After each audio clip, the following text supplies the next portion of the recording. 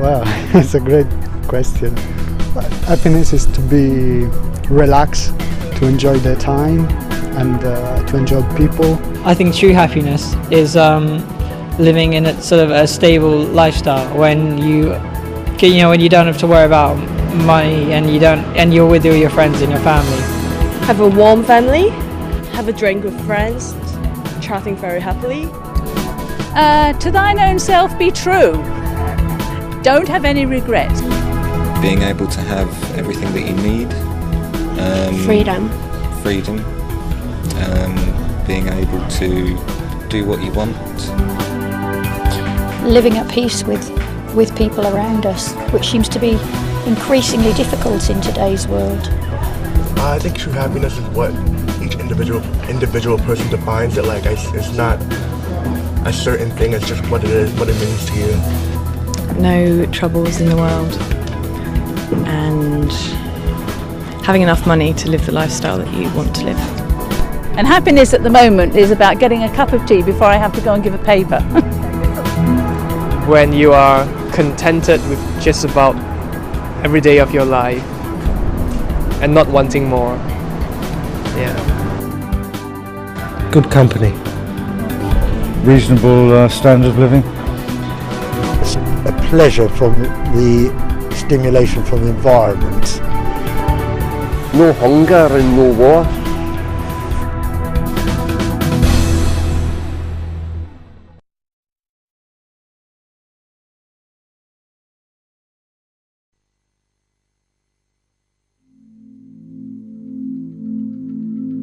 The possibility of being fulfilled.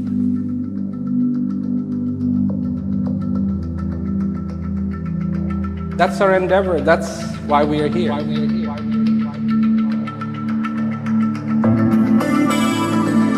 That's why we are here. To grab that moment and say, let me extract out of it, let me squeeze out of it all that I can.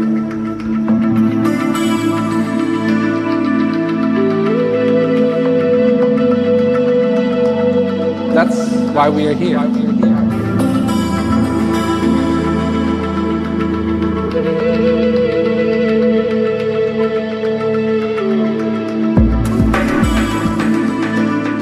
The quest, the desire inside every human being, wanting to be fulfilled.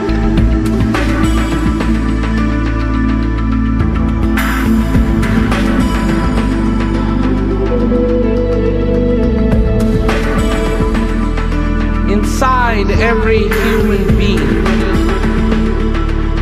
the desire to be fulfilled. The desire to be in peace.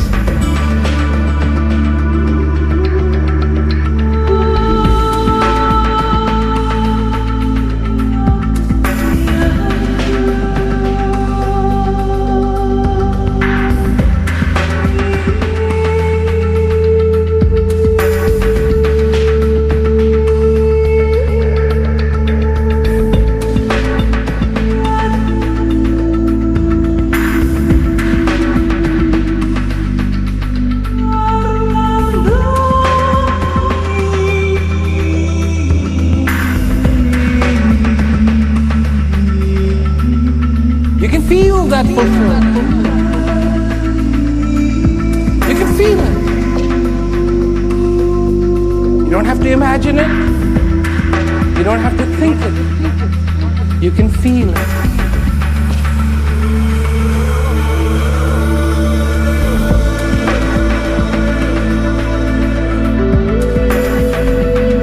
You can feel it.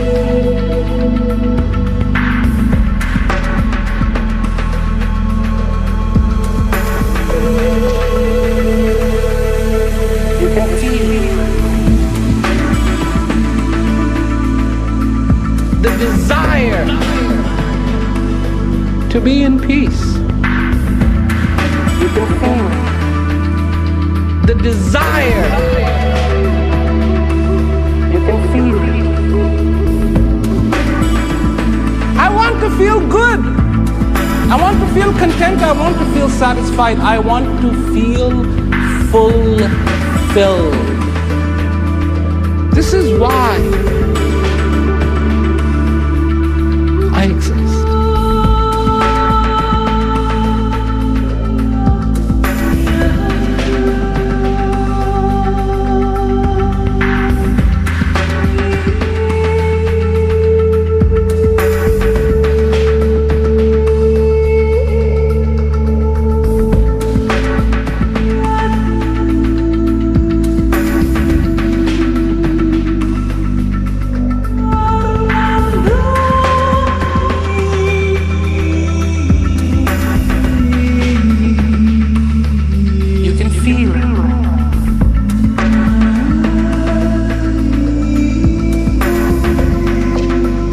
That's what it is. Every moment is bringing you an opportunity to be fulfilled.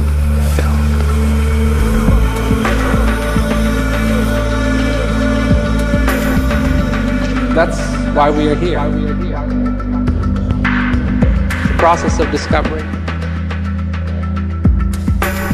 It's a process of acknowledging each breath. It's a process of fulfilling life. You can feel that fulfillment. You can feel it. You don't have to think it. You can feel it. Here it comes, this moment, and it is full of that most beautiful fulfillment.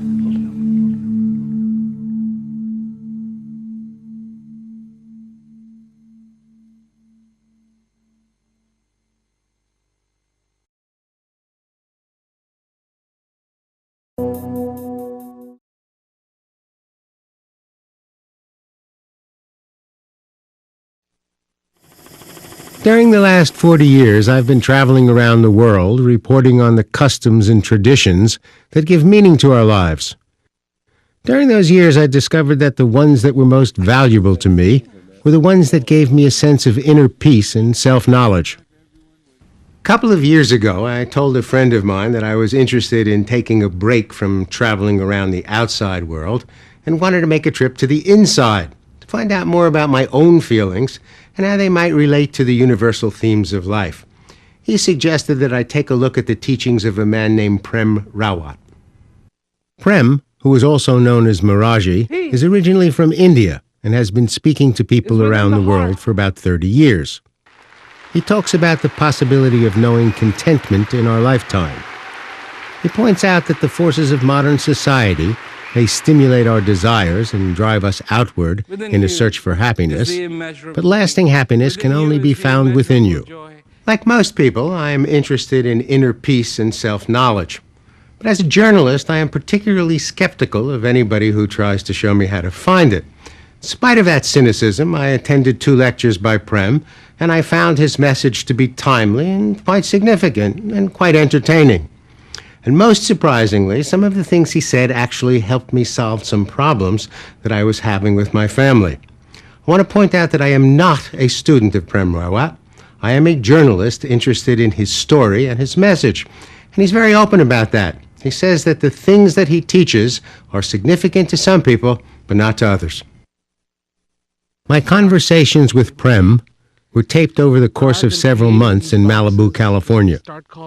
We talked about his life, my life, what is going on in the world today, what makes people happy, what makes us sad, and how one can choose to live.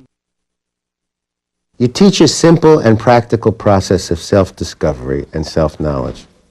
What do you mean when you say self-knowledge? Sometimes when we look at this world, look at all the things that we're surrounded by, and it's only natural for us to start judging ourselves and comparing ourselves in different ways to all the things that are around us. After all, what is success, what is failure comes from that. But then just for a minute, contemplate one thing, that you're you, and that you is yourself. And that which can bring you in touch with that self is self-knowledge. How do you get to that place? How do you begin to learn about yourself? Well, let's take the same principle and go to this one other place. You know, all our lives we try to reason, logic. So many people are living in that reason. So many people are completely indulging themselves every day. Well, now I have done this, so I must be okay. Now I can do this, so I must be okay. But you know, there's something more than reason, and that is feeling. Feeling is far, far more important than reason. And the process begins with understanding that distinction. There is all my logic, and then there is a feeling. And when I start to acknowledge in my life this one valuable tool that I have been given, which is I can feel. I don't have to reason everything, I can feel too. Then you start to enter in the realm of self-knowledge. Because that's what self-knowledge is going to be. It's going to be a feeling. Peace is a feeling. Happiness is a feeling. Something has been placed inside of you. People have called it happiness. People have called it serenity, tranquility, joy, bliss. It doesn't matter what words you use. But what does matter is that you feel it. The benefits, you will then be the judge of what the benefit is. Do you think that there's any relationship between self-knowledge and science? Science is a way of explaining what exists. Science can never explain to you why a sunrise looks so beautiful. Why? Now that you've raised that issue, I've seen hundreds of sunsets. I've enjoyed them. I've never understood why will I walk to the end of a pier to see a sunset. Why do I do that? Because the beauty is within you, calling out to you to appreciate, to enjoy what is enjoyable. And it is in this narrow realm that self-knowledge exists. Appreciate, enjoy, because something beautiful has been placed. What about religion? It's a complicated issue in the environment today. People see a need for them. And nobody should sit there and judge a religion good or bad. It is not your business. Do you think that religion can help you find yourself, find the knowledge? Those people who follow it feel it fulfills some need in them. And that's why they follow it. And no more needs to be said than just that. You grew up in India. Tell me about your childhood there. Oh, I had a very fascinating childhood. I had 3 elder brothers, and we kind of got along like brothers do. I don't think in that sense it was any different. But then I started speaking to people. My father, he would speak. So before he would come on, I'd see people scattered here and there. In India, everybody's got something happening. So I'd get on the stage and I'd start speaking to them. And they would just go, fascinating, this little kid speaking. How old were you? Oh, I was around 6 years old. That's when I started to talk. And they would all start coming together and sitting down and listening to this little boy speak. And then when everybody had kind of settled down, I'd just say, okay, tell my father they're all ready to listen to him. You were the opening act for your father. That's amazing. Tell me about your father. Oh, just amazing. I mean, for me, more than just father. Because he also taught me this incredible art of self-knowledge. How old were you when you did that? I was about 7. Tell me more about your father's life, what he did. He, through his effort, reached and made those people who were willing to give him the opportunity to touch their heart so that they could again in their life begin that journey of enjoyment, begin that process of enjoyment. He was giving them the opportunity to have self-knowledge in their lives. When he gave you your own sense of self-knowledge, how did that happen? Well, we had been listening to what he had to say. And at some point he must have felt that, yes, there was a genuine thirst that we had. He invited all the brothers into the living room and said, do you want this? And that's very important. That's very, very important. Do you want this? Not here it is. Do you want this? Because now you are taking responsibility for having that discipline that you need to have towards self-knowledge. And you can say no. It's not a problem. And I don't remember what their answer was, my brother's answers were, but I remember mine. Yes, I do. It was a gift. What was being given to me was a way to connect inside, to go inside and feel a simple, beautiful, profound feeling. But whether I was going to do that or not, that was incumbent upon me. And when I said yes to that gift, I took that responsibility. It's not easy to fully understand yourself. Self-knowledge takes a discipline. Yes. You have a wonderful story about knowledge coming drop by drop like the water in a cave. Tell me that story. You look at a river, and you look at the mighty river, and it's, wow, look at all this water, look at the flow. And look at all the things that that river influences on both its shores. And yet if you were to journey up that river and keep going and keep going and keep going and keep going, you'll get to a point where you will see not a river, but a drop. And all those drops come together and form this mighty, mighty river. Looking at the river, you can't imagine its gentleness of a drop, just like the gentleness of the moment called now. That's your drop. That's how this life begins. That's how this dance begins.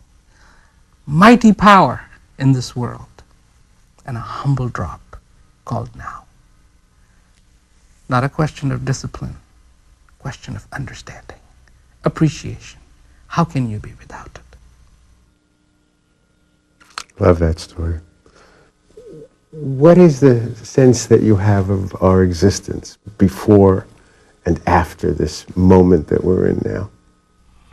My sense is why am I worried about those things? Why am I not worried about right now? Why am I pretending I've captured it all? Now I have the luxury to think about what's going to happen after I go away. People get so caught up in heaven and hell. Heaven and hell is here. It's here. It's happening right in front of your eyes. It's manifesting. Behold this magnificent beauty. Open your eyes. This is not the time to close them. There will be the time to close your eyes. And you will have them closed for a long, long time.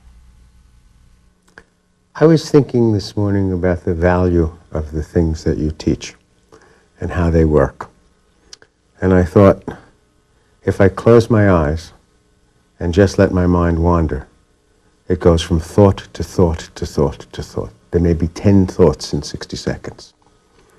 That if my body was as uncoordinated and uncontrolled as my mind, I would never make it across the street alive.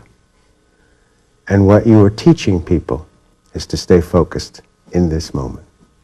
A lot of people get into, let me control my mind, into what they call mind control. I say to people, that's one thing you can't control. It doesn't have a steering wheel on it. It has no means of controlling. Don't get into that, because it is the mind that will come along and say, you should control me, just try. No, there's another way. And the way is to feel that passion, to feel that love, to feel that which self-knowledge brings, because that's what self-knowledge is that bridge to within, to go within and to feel. Not to think about it, but to feel it. Because in front of feeling, reasoning and thought give way, they yield. This is that difference again between reason and feeling. Reason and feeling. So you're beginning to teach in India. How do you know, what made you feel at that tender age that you had the ability to impart knowledge? I have a gift. I've been given a gift. I'm very thankful for that gift. But I have a gift. And that gift is what allows me to be in touch with that and to be able to express it. Not everybody can paint. That doesn't mean that they can't feel, but they can't express it, can't bring it to canvas. I have that gift which can bring that feeling to the canvas. I can paint. And I paint with my words. I paint with my expression. I paint with my feelings. Why do you think so many of the traditions about searching for self-knowledge come out of India? I think people are searching everywhere. Everywhere. It's not so defined. In India, there is a lot more definition to search. This is what it means, this is how you should do it, this is how you start. But in essence, we're all searching. The search comes from the heart. We search for it, search for that bliss, search for that truth, search for that beauty. As soon as we start to feel that it does exist, as soon as we can somehow, and this may sound extremely mysterious, but it's that feeling that when that stirs inside, when the heart starts to seek, the search begins. You use the word bliss. That's a very interesting word. What does it mean to you? To me, bliss is that same thing as happiness, as joy, of being in a state, of being in a place, of being in that groove, if you will, where the heart dances and you allow it to dance. To follow your own bliss, seek it out. Yes. Tell me about meditation. Again, meditation is one of these things that has got an awful lot of rubber stamping going on with it. A lot of people think, well, if I sit down quietly somewhere and try to control my thoughts, that's meditation. A lot of people think if I sit down and I think only about positive things, that's meditation. It is not a question of sitting in a form that looks like you're practicing this inner meditation and saying, oh yes, I'm meditating, because what's going on inside? Am I calm enough? Am I calm enough? Have I achieved it? I have achieved it. I have achieved. See, that's the stuff that's so funny. In the outside, the appearance is how serene. What a man. What a realized person this must be to be sitting there in this posture. What has the posture got to do with it? To me, the real essence of meditation is the union between our consciousness and our self. When our real and true consciousness, not perceived realities, but true consciousness, meets with the true self, that inner beauty, then there is something to behold. Was there a particularly difficult part of your life which your self-knowledge helped you get through? Self-knowledge brought a centering in my life. Difficult parts in my life, the way I'm starting to look at these difficult parts in my life are these. They will always be there. They will come and they will go. But, you know, there is that breath, and it's coming, and it's pounding. And what is it reminding you of? It's reminding you of your mortality and your immortality. Both. It brings you life, and you exist. And without it, you're not. The breath of life is within you.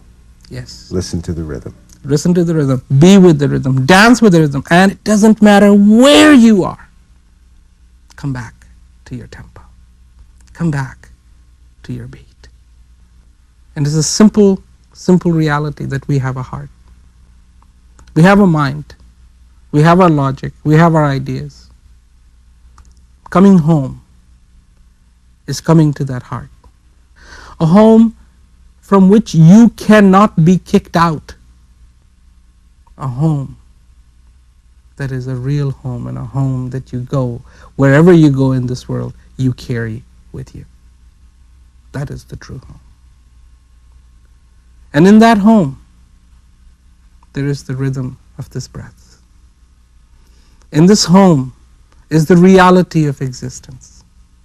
Not the pain, not the suffering, but the reality of existence, where everything is for you and you alone.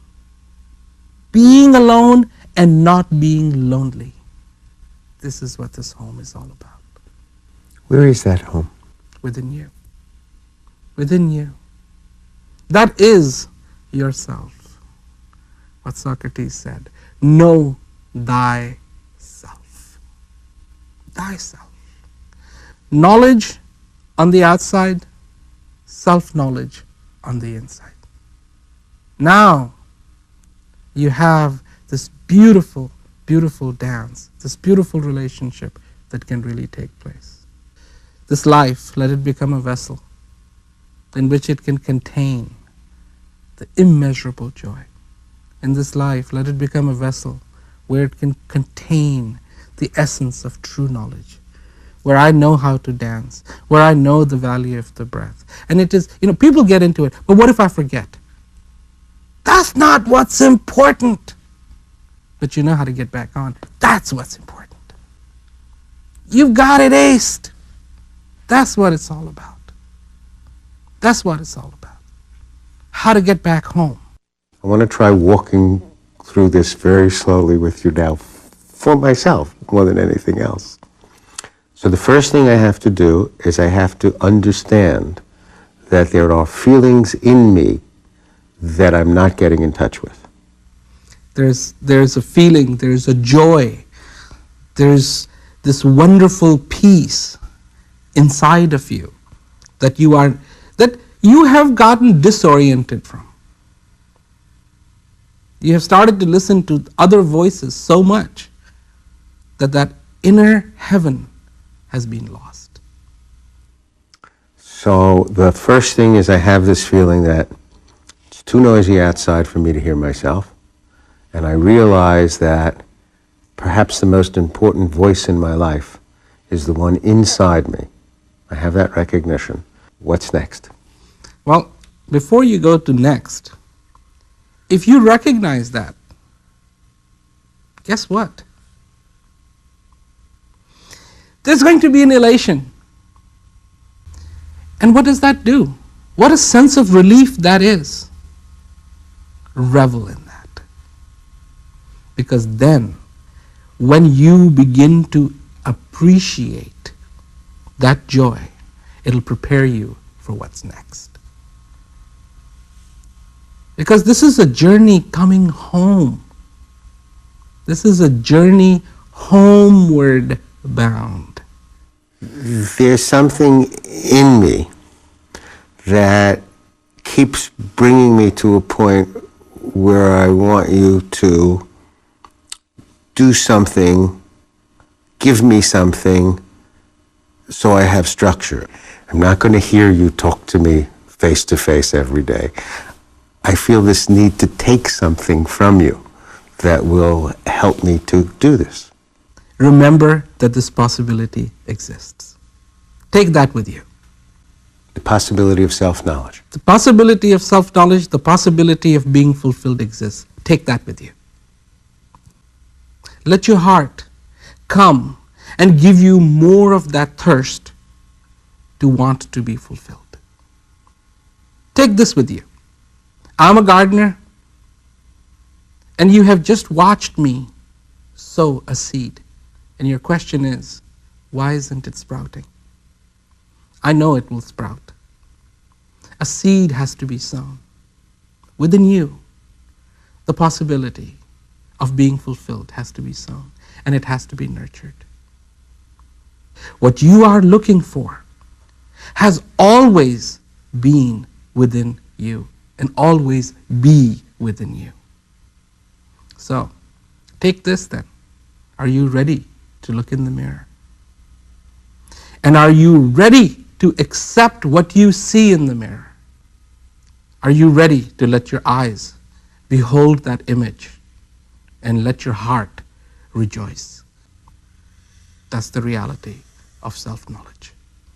Begin with falling in love with this possibility that there is a self-knowledge, that there is a heart, that there is a thirst, that there is this beauty inside.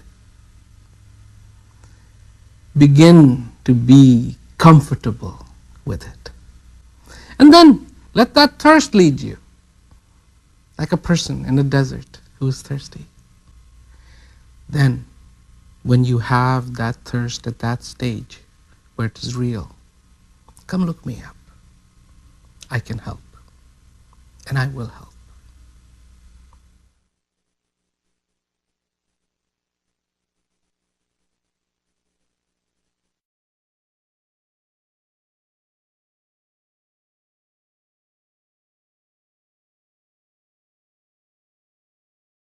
I'm here to talk to you about know thyself.